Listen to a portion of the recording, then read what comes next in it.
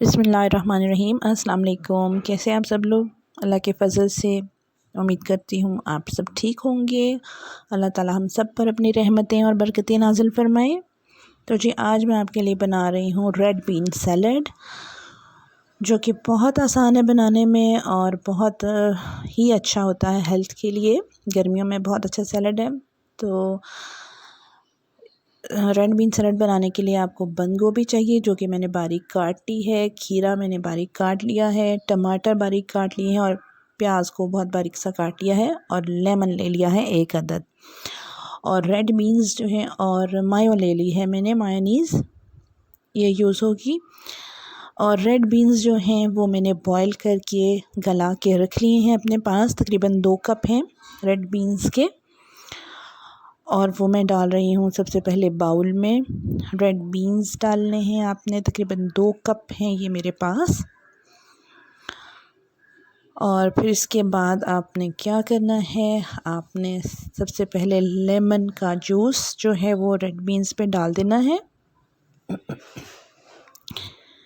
1 lemon का juice आपने red beans पे डालने के बाद आपने रेड बीन्स के बीज जो हैं लेमन के बीज जो हैं वो आपने निकाल लेने हैं।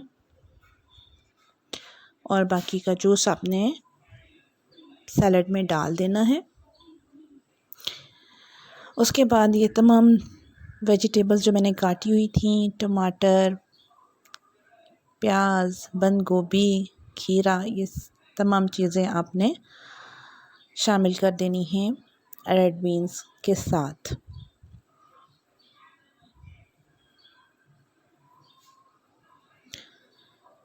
माशाल्लाह से बहुत हेल्दी सैलड है, बहुत मज़ेदार सैलड होता है। गर्मियों की बहुत ही अच्छी ये डिश है। जब आपका खाना खाने का दिल ना चाह रहा हो तो इस सैलड बना के आप खा सकते हैं। इसके बाद मैंने थोड़ा सा नमक डाल दिया है, तकरीबन ½ टी स्पून। और ब्लैक पेपर, काली मिर्च डाल रही हूँ, 2 चुटकी है तकरीबन ये। और इसके बाद मायोनीज़ तकरीबन 4 से 5 स्पून्स आपने शामिल कर देनी है।